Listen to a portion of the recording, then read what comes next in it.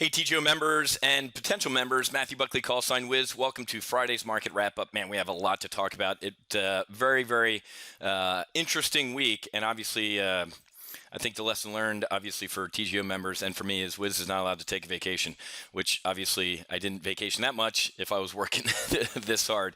Very awesome week out in Aspen. For those of you who've been following us on our Facebook on TGO here, my son and I met Jenna Bush, which was funny as hell because my son was buying, you can see in the background here, they had these Reagan Bush 84 hats. My son's obviously didn't fall too far from the tree, maybe on his head a little bit, but he's like, Dad, I want to buy this hat. He wanted a pair of the boots that I had that are very unique. And of course, she walked in. We had a blast talking to her, and then obviously talked to Ivanka. She was staying right next to us, the floor below, in the residences at the Little Nell. Had a great conversation with her about the Joint Strike Fighter, her and her husband. Very interesting conversation. And for those of you heading to the our live event here on June 9th and 10th, I'm going to tell you about the Secret Service screw-up that I could have made national news. I'll leave it at that, based on what happened in meeting her, and that'll be over a couple glasses of wine, and maybe you'll get how I earned my call sign as well. And then obviously the terror attack in London, standing right there with my son about a year ago. I actually spoke to JBS, the company I told you about during the week down in Brazil with the meat scandal that's going on. It's pretty interesting how the Brazilian government is walking the allegations back from the police. Like, hey, it wasn't about selling bad meat. It was about getting permits quicker. So the meat's fine. Because you know what happened, folks, is 5 countries, including China, and the United States didn't say no, but they're like inspecting every piece of meat coming in. But China said no. A lot of countries have cut off Brazilian meat, which is a huge part of their economy. So we'll talk about that on Tuesday with our EWZ trade, but that's not a good thing. But I was speaking to JBS actually at Wembley Stadium. I can say I did Wembley Stadium. Obviously, it wasn't in like on the field, you know, like the Rolling Stones, but I can say I spoke at Wembley. So that was my son and I a year ago. I couldn't find it, but I had a picture of Annie and I in front of Big Ben here, but for some reason it's not in any of the my photos. So very interesting week, and talking about the the terrorist attack, which we'll get to in a second. The market's becoming really numb to it. So it worries me. And there you go, folks. I wanted to show you this too, from the slopes to the sand. So great week. I'm fired up. It's going to be a good day watching the healthcare debate. Going to be life's good. Let's focus on that, even though we're going to focus on some bad right now or potential bad.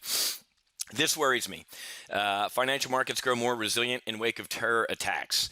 That's scary.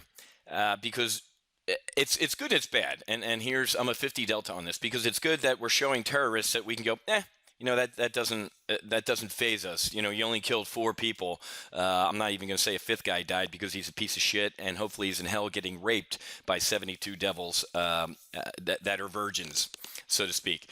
But the fact that we kind of shrug these off now worries me, because dudes in caves or dudes in Mosul or dudes in Syria or wherever are going to go, well, that really didn't do anything. So they're going to go bigger.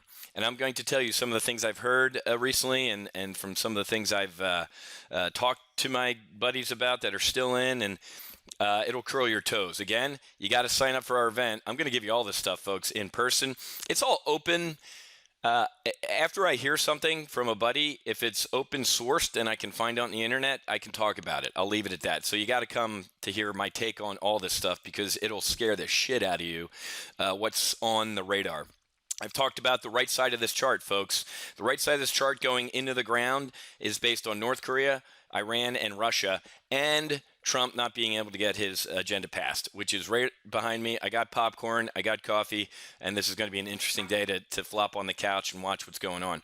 But this should scare you. The fact that we are resilient.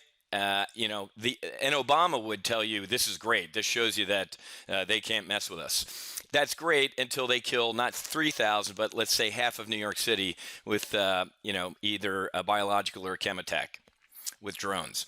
I'll leave it at that. This makes me sick.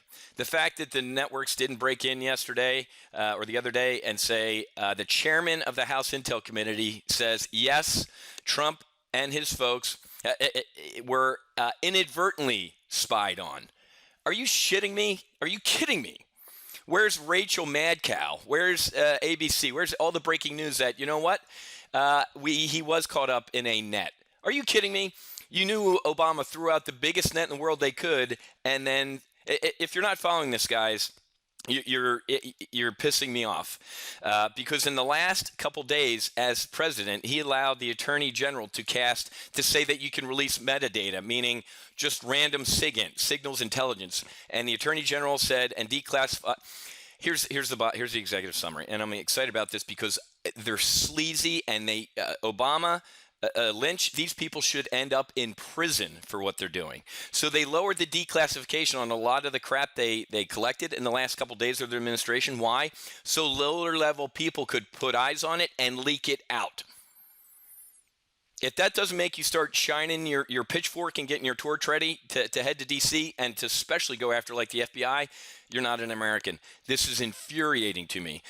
For all the jackasses like a Schumer and all the Democrats and even Obama himself, yes, you are a jackass. I'm not going to throw a sir in front of there because you know this happened. You signed it. You let Lynch do it. You're a pig. So, and I'm not kidding, man. I can't stand any of those people. They're disgusting. They are so un-American. They cared more about treating our enemies better than our allies or our own country. And I'm furious. I told you last week, guys, look at our JP Morgan positions. Totally. JP Morgan, I said the other day, is a gift below 90. And Goldman Sachs. I said, below this drop right here is a gift. Get in it. Hopefully everybody listened to me. If we don't get healthcare passed, folks, this is a dead cat bounce and we're all screwed. Goldman Sachs, I said right here it's a gift, period. Even if we roll over a little bit more, Whiz, are you catching a falling knife? Well, not really, because it's going to bottom out somewhere, and if you got into it below this implosion, it's going to come back, folks. With 5 people in this administration from Goldman Sachs, and Jamie Dimon from JP Morgan was his first phone call to be Treasury Secretary, you know the financials are okay. Now, our weekly options trades, guys, I know these are nail biter. The repair bull put spread is up $412 right now. Do you take that and say, I don't know how this healthcare vote's going to go? The other one's down about 30. This is about a 70% loss. Might close this one out too. I sent out a text yesterday to my members with a little bit of guidance on what I would do if I weren't me. It's kind of a little Austin Powers-ish, right? Allow myself to introduce myself, but I'm not. I'm sitting here with popcorn. Trump did the ultimate negotiation last night. You know what he said? He said, if you don't pass it today, Obamacare stays. He can do this because he's not a Republican. He ran as a Republican because he couldn't do the Ross Perot. I'm a crazy, third party guy.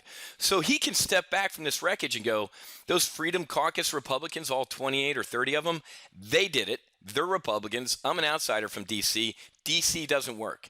This is a victory for Trump. And he also said today that, you know what? My biggest mistake was not doing tax reform first.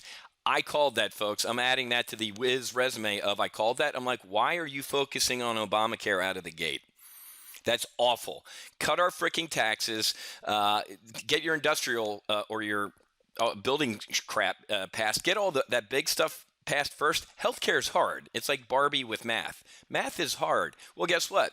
Healthcare is hard. He even said that a week or two ago, like, man, this is harder than I thought. Well, you're an idiot. And I don't need today, and I told you so, that says you should have done tax reform first.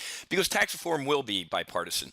All the idiots like Schumer and Pelosi, who over the years forced countries overseas because of their, hey, let's grab as much money as we can from the rich and corporate people. The rich and corporations don't get rich and become corporations because they're idiots like you, congressmen and senators. They move their crap to where there's less taxes. So tax reform and even financial or gutting government regulations would have been bipartisan, okay? So he screwed up. So him today backing away from this thing and saying, hey, guys, if it doesn't pass, it's on you. The Republicans are going to look stupid. He can go out to those 27, 30 districts of those congressmen and go, that idiot didn't vote to repeal this thing, and I'm supporting his Republican challenger in the primary, Matthew Whiz Buckley. So, this Trump trade is alive and well, and he already said this last night. That's why I think the markets are up a little bit right now, is because he said, hey, Obamacare stays if it doesn't pass, and I'll get to it a couple years from now. Now I'm going to move on to financial stuff. So I think we're going to get back on our horse. I think the smart folks, I'd like to count myself as one of them.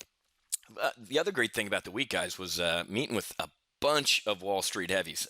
hell of a lot higher than any pay grade because I got to stay at my sister's place, the underachiever from Dune Capital. And let's just say I have a lot of business cards and phone calls and potential flying up to New York's because after I laid out what we've done here at TGO and everything we're doing and what I'm thinking about this, people who make a lot more money than I do and can stay at places like the Residence at the Little Nell next to the Trumps think that we're doing pretty damn good here at TGO and looked at our returns and said, what are you doing? And I kind of looked at my sister like, where have you been hiding this guy? Which felt pretty damn good. That's why I'm very, very happy is I know for a fact, folks, we are doing damn well here. If we get shot in the face with this weekly options trade, man, this is one of those missiles we just couldn't see. Now we're up $600 as the market's rallying a little bit. And hell, this one might even, the 2360, 2365 might actually, if we get a vote here in the afternoon, might turn out to be profitable.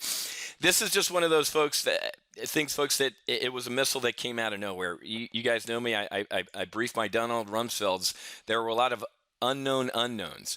This might have been a known unknown for me, meaning I know that the Freedom Caucus might have done this, but not to the detriment. All Trump had to do was take a screenshot of this and go, if you guys vote this down, the stock market's it's going to fall in half. If you want that on you, knock yourself out. So he's doing the best negotiation tactic there is, which is to simply walk away. If you have nothing else to lose, if you've given it your all and they're still sitting there on their hands like, no, I want more, I'm not happy enough, leave. And don't even look back and move on to something else like tax reform or any of this stuff. And let them clean up the mess, and they're gonna regret it. But all right, guys, I got to go. I got accelerated retirement to do. Got a lot of stuff to do. Got to go for a run on the beach. Man, from skiing to run on the beach is great. Running on the beach, you're going to be doing with me at 0500 Saturday morning at our Miami event. I'm kidding. We're probably going to be coming in from our Friday night dinner at Saturday at 5 a.m. Again, guys, the diamond tickets are almost gone. Head to go.topgunoptions.com/Miami-event and grab your ticket. We're going to have a special guest from the Blue Angels. I think I'll throw up on this webpage the picture of me when I flew with the Blues. And it's going to be a great time. All right, guys, have a great rest of your day. Happy hunting. Make sure you hedge. I'm hanging in the S&P 500 trades here, man, with my popcorn. Now we're up $700, almost $800 as we're rallying. Starting to enjoy. All right, I got to get my popcorn and get going, guys. So if I need to send out any texts, I will. Other than that, I'll see you guys sometime later in the week.